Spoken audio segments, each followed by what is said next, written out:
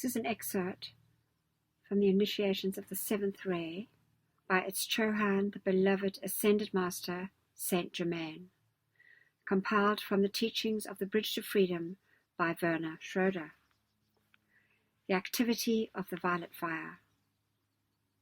Think of us who gained the freedom and victory alone, century after century, finding secret caves, places where we might hide, endeavoring with a few brave souls like ourselves to contact the ascended host of light.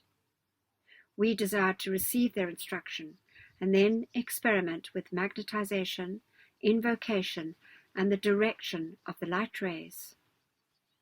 There was nobody to tell us whether we were on the right path. There was nothing but our heart flame to direct us. Yet, if we had allowed negative qualities to make us fearful, we would still remain within the orthodox masses. I tell you frankly, if you are going to succeed, you must be positive, determined, and confident within yourself. In the privacy of your own room, you must take yourselves in hand and decide first and foremost whether you wish to work with the ascended host or not. If you feel that you do not, then you must wait for another opportunity at a later day. You must measure everything that we have given you according to the code of truth, according to the code of balance, of purity, of wisdom, and of love. Then, when you have made up your mind, stay constant to that decision and move forward into the light of freedom. The greatest opportunity in the world is the use of this flame of freedom, and to stand unmoved, centered, and poised within your own God flame. The divine alchemy of the violet fire is a real science, just as much as any science of electronics in the outer world today. It is not something which works in a haphazard manner. You are in an age of experimentation, and now stand much as I did in those embodiments previous to my ascension, when I too was experimenting with various combinations of thought, feeling, and spoken word in decrees. You are in a period of transition in your personal lives, world transition, and in a very few short years, you will be in a period of planetary transition as well. These periods of world change cause feelings of unrest in the emotional and mental bodies of the masses of the people, and stir up a great sense of fear in their flesh bodies as well. In the coming world changes, we come into strange days when great numbers of people may be in distress. They will need your calls to set into action the transmuting powers of the violet fire. Do not limit the powers of your presence, beloved ones. Become acquainted with that glorious presence because of its omnipotent power and its willingness to act to and through you at all times.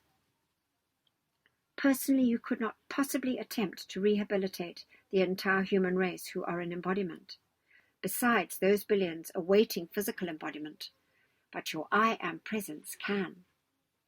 Your presence and mine are not limited in any way. Your presence is all-knowing and is capable of directing instantly from itself a billion rays of transcendent, blazing light into whatever condition, place, or person requires assistance. We are at the beginning of a new age in which, through the courtesy and kindness of life, I am the Chohan, and I will assist you in the religious service which will be manifested in the worship of the next 2,000-year period. This is the activity of the violet ray, the activity of ordered service and ritual, the activity where mankind, angels, and elementals will again be drawn together in conscious cooperation, and will, hand in hand, walk together along the path of evolution, where they may serve together and build together the kingdom of heaven on earth. They will worship together in ceremonials such as you cannot yet conceive.